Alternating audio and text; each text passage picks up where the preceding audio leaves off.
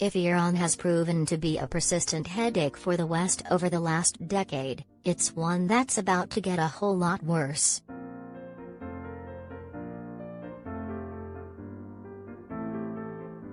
From the seizing of British tankers in the Gulf, to its unlawful jailing of British citizens like Nazanin Zaghari-Ratcliffe and its talk of wiping Israel off the map, hopes of the thawing of relations with the Islamic Republic have often been raised, then dashed.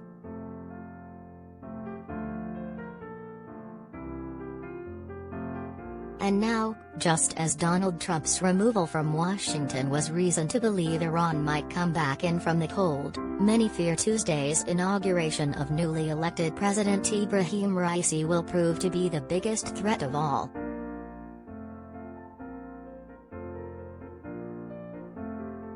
Just days before Raisi takes power, a deadly drone attack on an Israeli oil tanker in the Gulf, which killed a Briton and a Romanian, has caused another sudden escalation of tensions.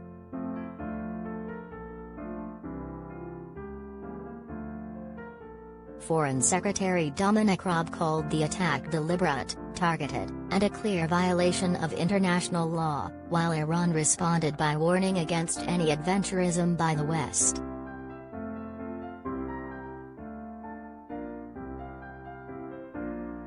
What is your view on the situation? Have your say in the comments section.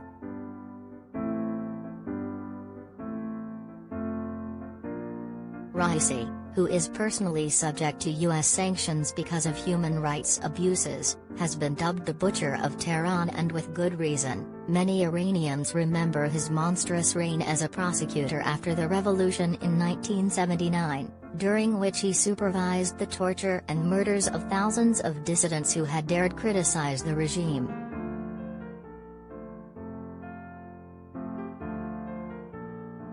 The West had troubles with his moderate predecessor Hassan Rouhani, so is bracing itself for the hardline rule of a much more hostile ultra-conservative leader.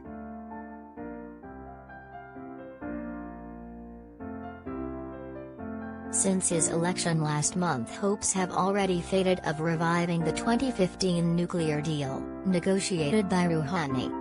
When asked recently by reporters whether he would meet with U.S. President Joe Biden, Raisi simply responded no.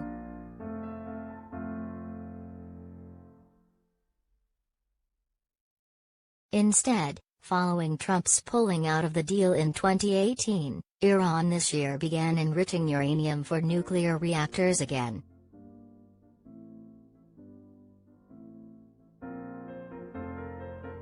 Dr. Salam Vakil, senior research fellow at the Chatham House Think House, says Raisi's election means hardliners now control all branches of the state for the first time in almost a decade, and that's bad news for the rest of the world.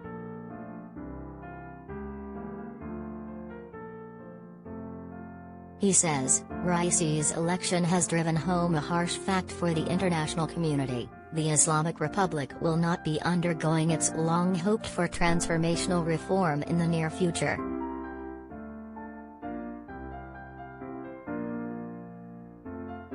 Iran's reformist project has reached a dead end.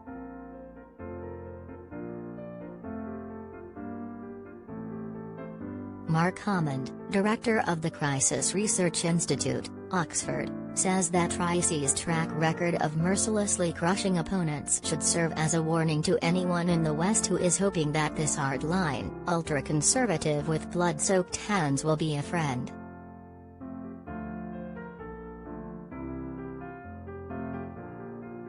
Get all the latest news straight to your inbox.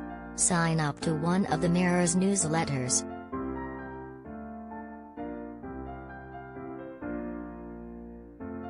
Born in the holy city of Mashhad in northeast Iran in 1960, Raisi trained in an Islamic seminary from the age of 15.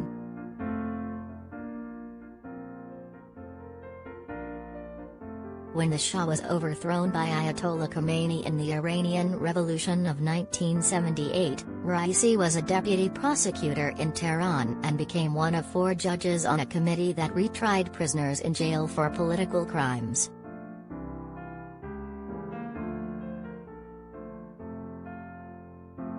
By then he was already wearing his trademark black turban, which in Shia tradition means he claims descent from the Prophet Muhammad.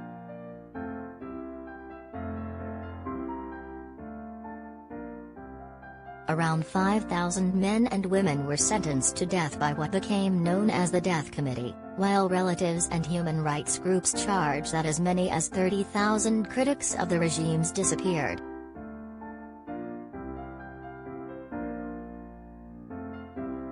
London-based human rights lawyer Geoffrey Robertson described the slaughter as the worst crime against humanity since the concentration camps of the Second World War.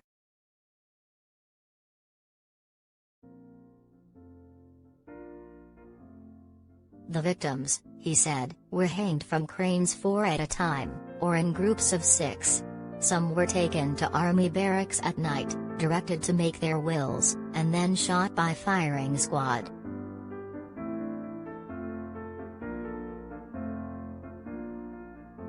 Their bodies were doused with disinfectant, packed in refrigerator trucks and buried at night in mass graves.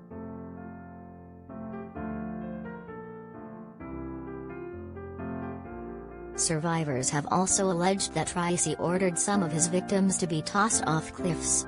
To this day, relatives have not been told where their loved ones lie.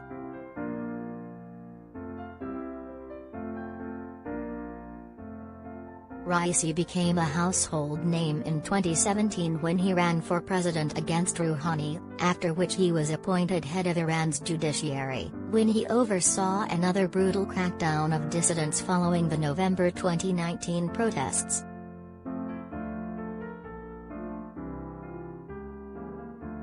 Amnesty International, which has investigated his role in the crackdowns, has called for Raisi to be tried for crimes against humanity.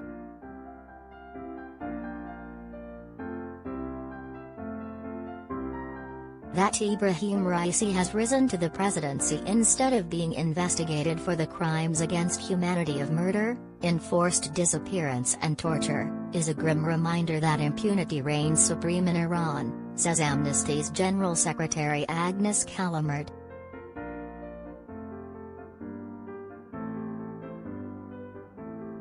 Raisi comes to power at a critical time for Iran, inheriting a troubled economy which has been hit hard by U.S. sanctions, the COVID pandemic and decades of mismanagement.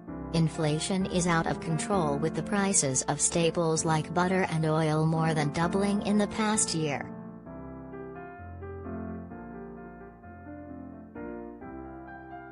Jason Brodsky, a senior Middle East analyst at the London-based Iran International, says most Iranians are just as concerned about a Raisi presidency as the rest of the world.